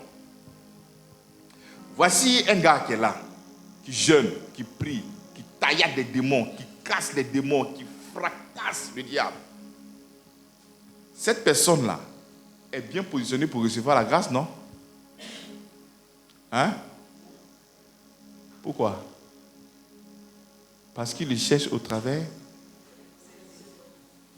Vous voyez, cette scène-là, c'est déjà passé dans la Bible. Hein? Il y a un pharisien qui est venu. Seigneur, je prie, je jeûne, je donne le monde. Je ne fais pas comme ce plaisantin-là, tu vois, ce républicain-là, ce faux type-là. Lui, là, il y a ce qu'il fait. Moi, il ne fait pas comme lui, hein. Regarde ce qu'il fait. C'est pas ça. Et puis, le républicain, maintenant, quand il est venu, qu'est-ce qu'il a dit? Il dit, moi, il sait qu'il est un faux type. Dernier cri de faux type. Mais vraiment, fais-moi grâce. Il dit des deux là, qui a prié? Mais la religion dit, c'est le premier là qui est bon. Je ne suis pas en train de vous dire de ne pas avoir une vie de prière. Je ne suis pas en train de dire de ne pas faire de l'aumône. Mais d'un point de vue du salut et de notre Dieu créateur du ciel et de la terre, il a pourvu votre salut au travers de ce que tu ne mérites pas. Qu'elle a hérité de ses ancêtres. Parce que longtemps, j'ai été dans des églises où on m'a dit, ah, on voit ta grand-mère qui était comme ça, il y a un hôtel, il y a des trucs, tout ça. Donc, il faille que tu prennes soit 21 jours de jeûne, tu vas voir la naphtarine, des choses, pour qu'on puisse briser ces liens-là. Et avec l'enseignement que je reçois maintenant, que Jésus avait déjà tout brisé, quand moi je l'ai accepté, bon, est-ce que vous pouvez m'expliquer un peu? Je veux comprendre. Très bien. La Bible dit en Tite chapitre 2, le verset 11, « Car la grâce de Dieu, source de salut pour tous les hommes. » Ce que ta grand-mère a fait là, c'est pas faux, hein? Elle allait faire des libations. Elle a engagé sa famille, elle a engagé ses enfants, elle a engagé ses petits-enfants, les enfants de ses enfants, jusqu'à 1000 générations. Il n'y a aucun problème. Et ces choses-là seront actives. Ces choses-là seront activées dans ta vie. Si tu n'as pas Jésus. C'est-à-dire une personne qui n'a pas le Christ, il est encore séparé, il est encore privé. Parce que quand tu es privé là, mais le diable a le droit légal sur ta vie. Les liens, les malédictions, toutes ces choses-là existent. C'est vrai. Mais c'est pour cela que le Seigneur est venu mourir à la croix, pour ne plus jamais qu'on puisse te réclamer. Voici un homme dans la Bible qui s'appelle Simon-Pierre. Jésus même l'a dit, il dit Simon. Il dit oui, c'est comment? Il dit le diable t'a réclamé, hein? Il dit, mais priez pour toi. Quand tu n'es pas enfant de Dieu, on peut prier pour toi. Mais ce qu'il te faut, il dit, mais lorsque tu seras converti. Donc voici Pierre qui marchait avec Jésus, mais il n'était pas encore. Mais à quel moment on est converti? C'est lorsque nous quittons d'une position à une autre position. Et quitter une position à une autre position, c'est celui autrefois qui était sans Christ, qui était éloigné de Dieu, privé de droit en cité.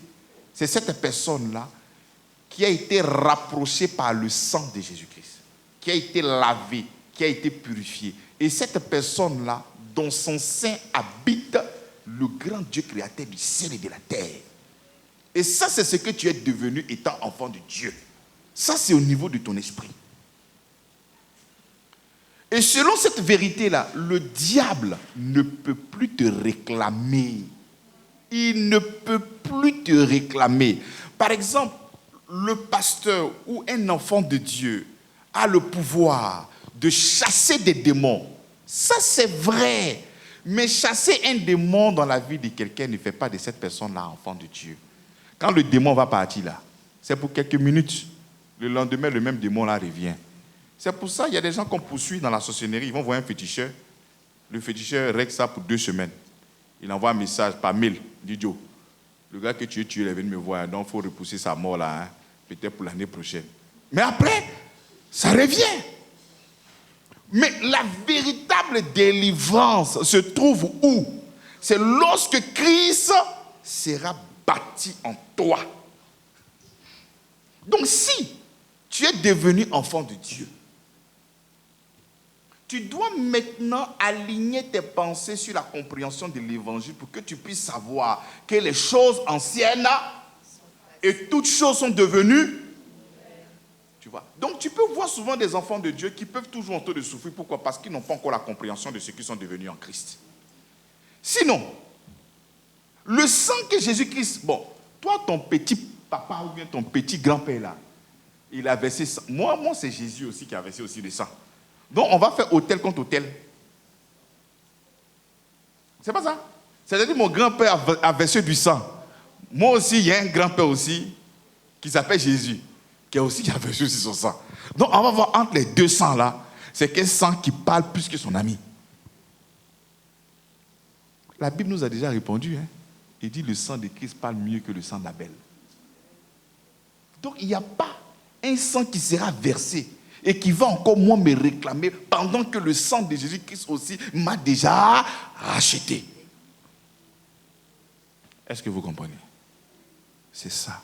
Le chrétien qui ne comprend pas ça peut avoir une vie, non pas parce que le démon est en lui, mais une vie comme une vie païenne. Après, nous allons parler des œuvres. C'est quand on va atteindre maintenant les œuvres que vous allez comprendre. Ce n'est pas pour obtenir, mais c'est pour... Mais si, par exemple, toi, tu acceptes le Seigneur Jésus-Christ et tu décides de voler, mais c'est tout à fait normal que tu aies les mêmes résultats comme quelqu'un qui n'a pas encore accepté Jésus-Christ. Tu vois? Donc, lorsque tu es en Christ, tes parents, les fétiches, tout ce qu'ils ont fait là, ont une limite. Ça peut atteindre le reste de ta famille, mais toi, tu es devenu l'ambassade de Christ. Non, toi, tu appartiens maintenant à un autre royaume. Je suis avec vous, mais je ne suis pas pour vous. Amen. Voilà. Donc, il dit la grâce de Dieu, source de salut pour tous les hommes, a été manifestée. La grâce est l'initiative exclusive de Dieu. Parce que l'homme était incapable de monter vers Dieu, mais Dieu qui descend. Dieu est descendu vers l'homme en Jésus-Christ. Amen. La religion, c'est l'homme qui monte vers Dieu. On te dit, il faut faire 2 pas, il faut faire 3 pas, il faut faire 4 pas, il faut faire ci, il faut faire ça. Quand tu vas faire comme ci, tu vas faire comme ça, fais 21 jours de jeûne. Quand tu vas prier, on va briser les liens. Il faut faire une offrande. Quand tu vas finir, on va aller dans la tombe au village, là où tu t'es lavé. Est-ce qu'il y a une eau chez vous? On va aller prier là-bas. Ça, c'est l'homme vers Dieu. Mais la grâce, c'est Dieu vers les hommes. C'est lui qui vient afin de pouvoir répondre à tout ce qui est comme difficulté liée à notre vie. Est-ce que vous comprenez? Nous prenons Romains chapitre 5, le verset 8. Il dit, mais Dieu prouve son amour envers nous en ce que lorsque nous étions encore des pécheurs, Christ est mort pour nous. Donc, lorsque nous étions séparés de Dieu, lorsque nous étions des pécheurs, lorsque nous étions ennemis, c'est à quel moment? C'est à ce moment-là que le Seigneur est venu. Mais il est venu faire quoi? Il est venu mourir pour nous. Et c'est comme cela qu'il prouve quoi? Il prouve son amour. Amen. Donc, la grâce de Dieu, c'est tout le travail que Dieu a accompli en Christ. Parce qu'il est venu. Et quand il est venu, numéro 1, qu'est-ce qu'il a fait? Il a obéi. Il est parti à la croix. Il est mort, il a été enseveli, ressuscité, il est allé verser son sang sur le tabernacle céleste. Donc tout ce qu'il était en train de faire là, nous l'appelons la grâce. Parce que Dieu, quand il faisait ça en Christ là, il le faisait pour qui?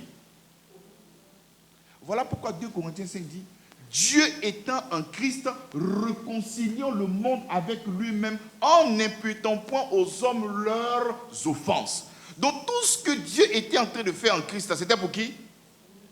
C'était pour nous. C'est ça qu'on appelle la grâce. Il est venu laver nos péchés. Il est venu nous purifier. Il est venu faire ci, il est venu faire ça. Donc tout ce qu'il a fait là, ce n'est pas ce qu'on doit mériter. Ce qu'on doit mériter, c'est la mort. Mais regardez ce qu'il a produit pour toi. Il a produit le pardon. Il a produit la réconciliation. Il a produit la paix. Nous qui étions en inimitié. Ce mur de séparation là, la Bible déclare qu'il a brisé, cassé ce mur là qui nous séparait, déchiré le voile. Maintenant ça c'est le fait de la grâce divine. Nous avons Depuis le commencement, nous avons parlé du salut par la grâce au moyen de la foi. Donc si Jésus vient et il fait tout ça sous la bannière de la grâce, de l'autre côté maintenant, qu'est-ce qu'il nous faut? Il nous faut maintenant recevoir. Donc la grâce divine, c'est tout ce que Dieu a fait en Christ. Il est devenu un homme, il est parti à la croix, il a été obéissant, il a été frappé, il a été chicoté, il a été humilié, il a été trahi, il a été piétiné, fait tout ce qui est mauvais. C'est tout ça là qu'on appelle la grâce. Parce que quand je suis en train de te dire que toi tu es protégé par la grâce du Seigneur, c'est parce qu'il a produit les évidences de ma protection. Quand il dit qu'en Christ, vous êtes pardonnés, c'est parce qu'il a déjà versé son sang pour le pardon de nos péchés. Donc, tout ce qu'on doit faire sur cette terre pour recevoir la délivrance, là, Christ l'a fait. Par exemple, si dans le monde spirituel, mon grand-père allait verser un sang, et pour qu'on puisse me sauver, il faudrait qu'on puisse aussi verser un autre sang. Jésus, à la croix, il a versé son sang. Donc tout ce dont tu as besoin sur cette terre-là, Christ est l'offrande qui répond à tout. Si j'ai besoin d'une offrande pour me guérir, pour une restauration, Christ est cette offrande de guérison et de restauration. Donc il a déjà tout pourvu. Maintenant, qu'est-ce qu'il nous faut maintenant? La foi. Et la foi là, ça se passe comment? Est-ce que Dieu donne la foi à une catégorie de personnes et il donne la foi, il ne donne pas la foi à une catégorie de personnes? Est-ce qu'on est avec la foi? Est-ce que toi-même qui es là, tu me regardes, est-ce que tu as la foi? Comment on fait pour avoir la foi? La grâce est un don, ok, mais et la foi? Est-ce que la foi aussi est un don? Donc si la foi est un don, mais est-ce que moi il m'a donné? Parce qu'il y a ça qui est là. C'est ça ou c'est pas ça? Donc nous avons parlé de la grâce, de tout ce que Dieu a fait pour nous. Sa mort, son ensevelissement, sa résurrection, il l'a fait au nom de l'humanité. Il nous faut maintenant la foi. On a même pris tout à l'heure Jean chapitre 3, le verset 16 qui décrit parfaitement cette foi. Car Dieu a tant aimé le monde qu'il a, afin que quiconque croit, c'est la foi. On est d'accord? Mais une définition assez simple et assez claire. La Bible dit la foi vient de ce qu'on a, et ce qu'on entend vient de la parole de qui? J'entends Dieu, j'entends Christ. Quelle est la différence? Pourquoi on dit pas Dieu, on dit Christ? Exactement. Donc c'est en fonction de ce que Jésus-Christ a fait. Parce que je peux te lire la Bible en te disant que Dieu bénit sur 4 générations, Dieu maudit sur 4 générations et il bénit sur 1000 générations. Donc la Bible nous fait comprendre qu'il y a des malédictions sur 4 générations. Mais le travail en Jésus-Christ, tout ce que nous avons reçu en lui, ce n'est pas malédiction et bénédiction. Tout ce que nous avons reçu en lui, c'est le oui et le amen. C'est la paix. Donc cette prédication-là vient de lui. Donc qu'est-ce que tu as entendu de lui? Parce que c'est en fonction de ce que tu entends que la foi naît. Tu sais, la foi et la peur sont des éléments qui fonctionnent de la même manière. Est-ce que Dieu t'a donné un don de peur? Si tu réussis, quelqu'un vient et machette derrière toi, qu'est-ce que tu as fait? La peur naît. C'est pas ça? La Bible dit que la foi vient de ce qu'on entend. Et qu'est-ce que tu vas entendre? Je vais entendre tout ce que Jésus-Christ a fait pour moi. Je vais entendre ce que Christ a déjà posé comme action. Je veux entendre que Jésus-Christ m'a déjà pardonné. Je veux entendre que Jésus-Christ m'a déjà restauré.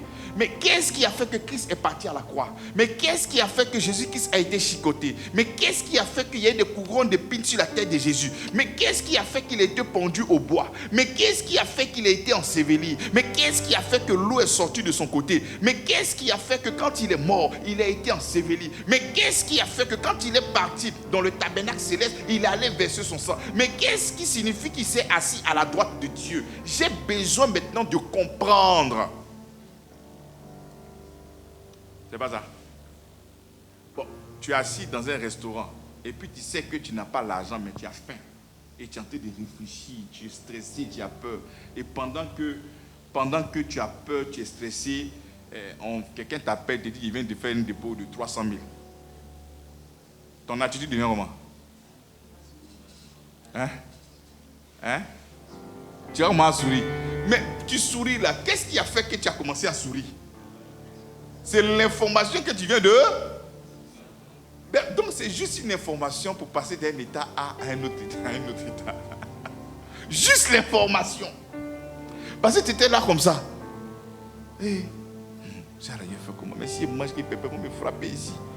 Et puis pendant que tu es en train de réfléchir, il y a ton gars. Mais Dieu, c'est comment? Ça va. Mais depuis, tu ne réponds pas. Mais pourquoi? Je t'ai envoyé un dépôt de 300 000. Ah bon?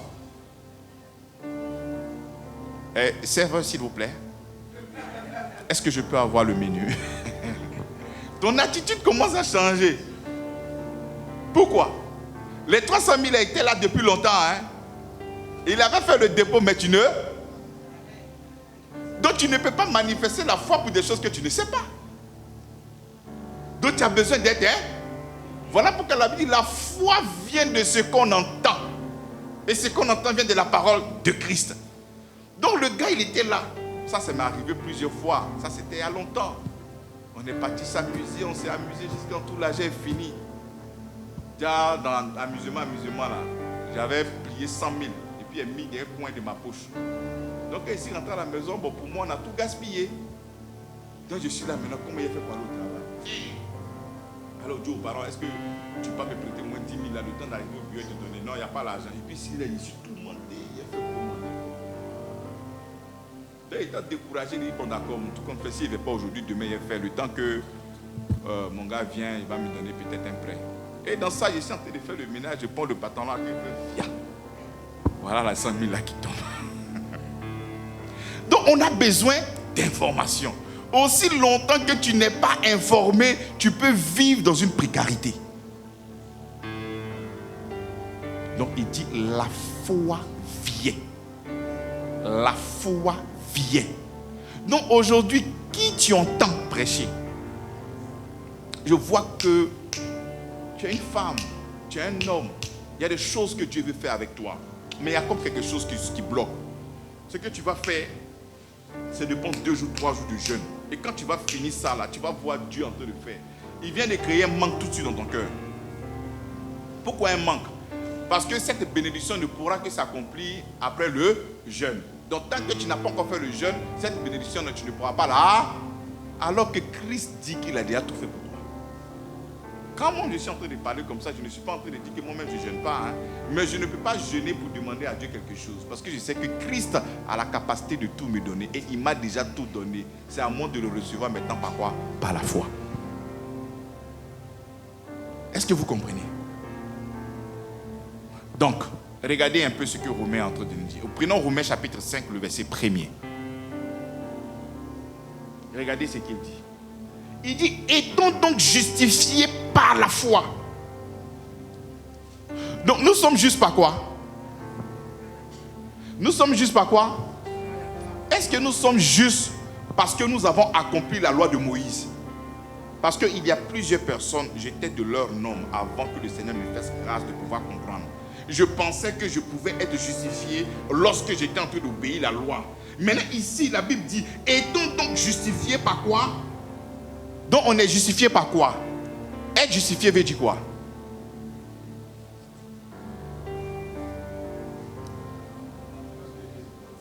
Lorsque Dieu nous déclare juste.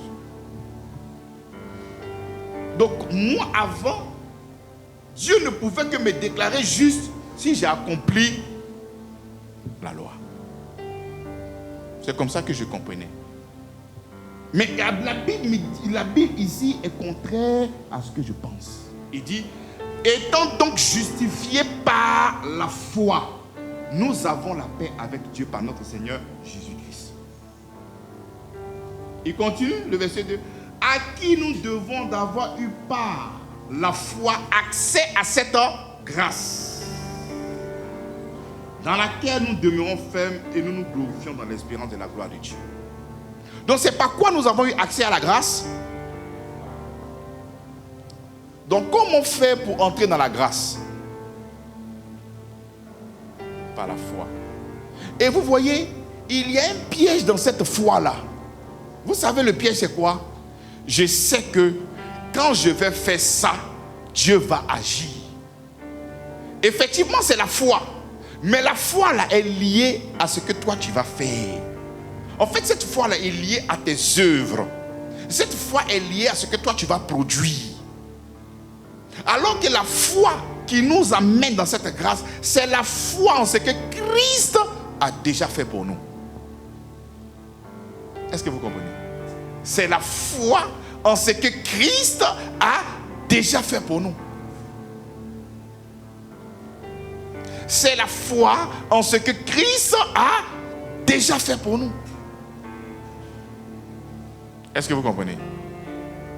Je sais qu'aujourd'hui là, aujourd'hui, quand je vais prier de 1 heure à 1 heure, Dieu va décanter la situation.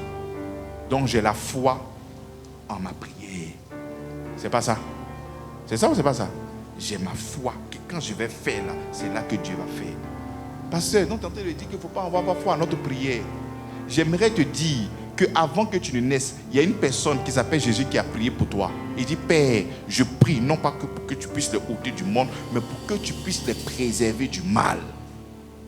Donc lorsque tu es préservé du mal, ce n'est pas à cause de toi, c'est à cause de ce que Jésus-Christ a fait pour toi. Et c'est comme ça que lorsque nous nous levons et que nous sommes en train de prier, nous sommes là pour bénir le Seigneur, le célébrer et proclamer la parole qu'il a déclarée sur notre vie. Toute âme forgée contre nous est nulle et sans effet. De mes yeux, je verrai la rétribution de mes ennemis. Et je veux confesser et proclamer ce que Dieu dit de moi. Et je vais le célébrer, je vais le glorifier, je vais le magnifier, je vais l'exalter. Son nom sera élevé au-dessus de tout nom. Son nom sera élevé au-dessus de la maladie. Son nom sera élevé au-dessus de l'amertume. Son nom sera élevé au-dessus des liens. Son nom sera élevé au-dessus de la malédiction. Son nom sera élevé au-dessus de tout ce que je vais entendre, de tout ce que je vais voir. Je peux être dans une difficulté, mais outrancière. C'est-à-dire une difficulté pas possible. Mais le nom de cette difficulté-là n'aura pas la supériorité ou la suprématie sur le nom de Jésus. Quand on va me rencontrer, quand on va me parcourir, c'est le nom de Jésus qui sera toujours dans ma bouche. Jacques et Pierre étaient en prison. Il a célébré Dieu. Il n'a pas dit, oui, les prisons, je coupe les liens de la prison. Non, faut te calmer. Pierre et Paul, il était aussi en prison avec Paul et Silas. Oui, j'ai détruit les fondements de cette prison. Je mets le feu. Ils étaient en train de faire quoi? Célébrer. Ils étaient en train de glorifier. Parce qu'ils avaient la conscience que Dieu en Christ, il avait tout fait pour eux. Et ces genres de vérités-là sont prêchées même dans l'Ancien Testament. Josaphat étant devant 3 nations qui devaient se battre. Au lieu de chercher, je paralyse. Non. Il a commencé à célébrer Dieu. Il dit, cette bataille n'est pas à moi, mais c'est au Seigneur. Je commence à célébrer. Et pendant qu'il était en train de célébrer, les 3 nations étaient en train de se tuer entre elles. La Bible est la vérité, pas des expériences. C'est ça la foi. La foi, c'est de croire, même quand tu ne vois pas. Mais toi, tu veux voir d'abord de célébrer le Seigneur. Non, quand tu as fini de voir, c'est fini. Tu n'as pas besoin de le célébrer. C'est fini, ça. Il dit la foi, il faut célébrer. Il dit c'est celui qui appelle des choses qui n'existent point, comme si ces choses existaient.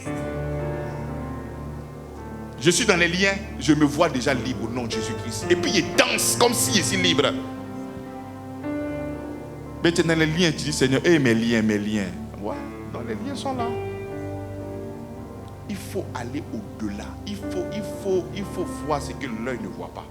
C'est pour ça que la Bible dit que Dieu illumine les yeux de votre cœur. Ce qui vous crée des problèmes là, c'est ce que vous voyez ici là. Ça là, vos propres yeux, ça là. Vous devez fermer ça. Parce que c'est ça là qui vous crée des problèmes. C'est nos 5 sens qui nous créent des problèmes. Regardons toute situation avec la parole du Seigneur. Regardons toute situation avec Jésus-Christ. Et tu vas voir. Parce qu'il dit que c'est par la foi que nous avons accès à la grâce.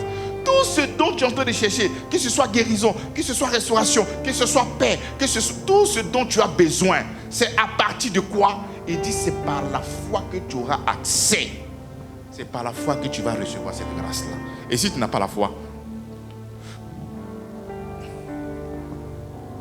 c'est zéro. Amen. Alors, quand je suis en train de parler comme ça,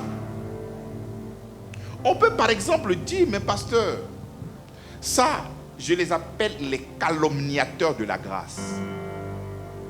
Mais pasteur, bon, comme tu viens de dire ça, c'est que moi, je vis comme je veux. Et c'est depuis que j'ai commencé à parler là, je t'ai demandé d'aller vivre comme tu veux. Je suis en train d'exposer comment est-ce que le Seigneur va te justifier. Comment le Seigneur va te sauver. Comment le Seigneur va faire ci, comment le Seigneur va faire ça. Comment est-ce que tu auras une place auprès de lui. Ce n'est pas par tes œuvres, c'est par lui.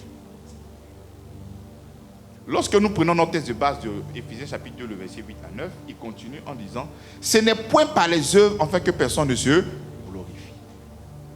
Ce n'est point par les œuvres afin que personne ne se... Donc si on avait le salut par nos œuvres, qu'est-ce qui allait se passer? Eh mon frère, comment tu fais puis tu as sauté marche? Ah non, moi il paye ma dîme. Hein? Ah non, moi il paye les offrandes. Hein? Quand le pasteur demande quelque chose, je suis le premier. Non. Je veux que tu aies cette attitude-là, il n'y a pas de problème. Mais ce n'est pas par ça. C'est par Jésus-Christ. Donc les œuvres ne viennent pas nous qualifier pour le ciel. Non. Les œuvres viennent témoigner ce que nous sommes devenus en Christ. Remix. Les œuvres viennent témoigner ce que nous sommes devenus en Christ. Mais les œuvres ne viennent pas t'envoyer au ciel. Ce n'est pas possible. Ah ma soeur, il faut m'expliquer comment tu as fait. Parce que c'était chaud toi et moi. C'est la grâce. Oh, dis-moi la vérité. Bon d'accord. Tu sais, j'ai jeûné, j'ai pris une d'onction, j'ai mis sur mon visage, j'ai mis ça dans mes aisselles, j'ai mis ça ici, je me suis frotté, j'ai prié. À minuit même, j'ai prié nu. Tu as effrayé Dieu dans la prière. Il y a des gens comme ça, hein? Quand ça ne va pas, je prie nu. Tu penses que Dieu c'est un homme pour que tu puisses le maudire. C'est pas ça, c'est de compter sur lui. Ce n'est pas tout ce que tu es en train de faire là. Amen. Donc il dit, ce n'est point par les œuvres afin que personne ne se glorifie. Et puis tu sais, lorsque tu acceptes Jésus par la foi, son esprit vient vivre en toi. Et quand son esprit vient vivre en toi, Éphésiens chapitre 2, le verset 10 nous dit, car nous sommes son ouvrage, ayant été créés en Jésus-Christ pour de bonnes œuvres, que Dieu a préparées d'avance, afin que nous les pratiquions. C'est pas ça? Donc ces œuvres-là, il les a déjà préparées pour nous. Donc ça fait partie de notre vie. Lorsque nous serons maintenant en Christ, on ne pourra que vivre tout ce qu'il a déjà préparé pour nous. Donc ce n'est pas parce que je suis en train de manifester l'amour, c'est là que je serai sauvé. C'est parce que je suis sauvé que je suis en train de manifester l'amour. C'est parce que je suis béni que j'apporte ma dîme. C'est parce que je suis béni que j'envoie mon offrande. Sinon, ce n'est pas parce que j'ai donné mon offrande. Bon, et ceux qui paient les dîmes et puis n'ont pas, ils ont problème d'argent. On fait comment? Et ceux qui ne paient pas de dîmes et puis ils ont l'âme même que toi fatigué. L'âme même que ton pasteur. C'est des féticheux même. Qu'est-ce que tu dis de ça maintenant? Donc les vérités de la Bible doivent être inattaquables. C'est parce que nous sommes devenus des enfants de Dieu. Partageons le même poids. Parce que nous savons que l'évangile doit être promu. Nous savons que nous devons annoncer l'évangile. Donc je peux enlever quelque chose qui me coûte en participant au char de l'église. Mais je le fais par amour. Je le fais par action de grâce. Je ne le fais pas pour que Dieu puisse faire. Alléluia. Parce que lorsque tu es en train de faire aussi, tu es en train de faire par la foi. Tu es en train de dire que Dieu est la source de toutes choses. Il est la source de mes économies. Il est la source de ce marché. Donc je donne. Et je sais que le Seigneur, par sa grâce, me donnera toujours, parce que je suis déjà connecté à lui et il est mon Père. Tout ce qui appartient à Dieu m'appartient. C'est ce que je suis en train de déclarer quand je suis en train de poser une action. Mais non pas quand j'ai posé cette action-là, c'est là que Dieu va me donner. Non. Dieu n'attend pas ce que toi tu vas lui donner avant de te donner. Il a déjà donné Jésus-Christ pour tout ce dont tu as besoin. Tout. Est-ce que vous comprenez? Donc la véritable foi va transformer la vie de quelqu'un. Ce n'est pas parce que j'ai arrêté de voler que je vais partir au ciel. Non, c'est parce que je suis devenu chrétien que j'arrête de voler. Est-ce que vous comprenez un peu la nuance? Donc quand j'accepte le Seigneur, ma vie est transformée. Dieu merci, c'est un séminaire où ce sont les femmes. C'était à l'honneur des femmes que nous avons demandé de faire cette conférence-là. Mais les femmes vont bien comprendre cet exemple-là. Avant que tu puisses tomber enceinte, tu mangeais de tout. Tu pouvais manger placali, garba, foutou, gombo. Maintenant que tu es enceinte, il y a des repas, tu vois, ça t'énerve. Il paraît que même souvent, même quand vous voyez le visage de votre mari, vous êtes énervé. Maintenant, si la présence d'un fœtus dans ton ventre peut changer tes goûts, lorsque le Saint-Esprit aussi va pénétrer en toi, ça va changer des goûts. Il y a des choses que tu ne vas plus vouloir faire. La preuve, lorsque le salut est rentré dans la maison de Zachée, il était tellement content. Il dit, celui à qui j'ai volé, je vous donne le quadruple. Alors que c'était un grand voleur hier. Donc quand le salut pénètre là, tu vas changer. Ce n'est pas parce qu'il a changé qu'il va avoir le salut. Il a reçu le salut. Et c'est le salut en lui qui lui donne la capacité d'être meilleur. Donc la foi vient témoigner, les œuvres viennent témoigner que celui-là est effectivement un enfant de Dieu. Parce que moi, je n'ai pas des infrarouges pour savoir que celui-là est la Sainte Jésus ou pas. C'est en fonction de ce qui va vivre sur cette terre-là, je peux savoir qu'il est enfant de Dieu. Donc c'est au travers des œuvres que tu pourras témoigner que je suis enfant de Dieu. Sinon, tu ne peux pas être enfant de Dieu parce que tu arrives à pratiquer les œuvres de la loi. Donc voici un peu le séminaire que nous venons de donner aujourd'hui. Le salut par la grâce au moyen de la foi. Voilà. Sur ce, je m'arrête et on va maintenant...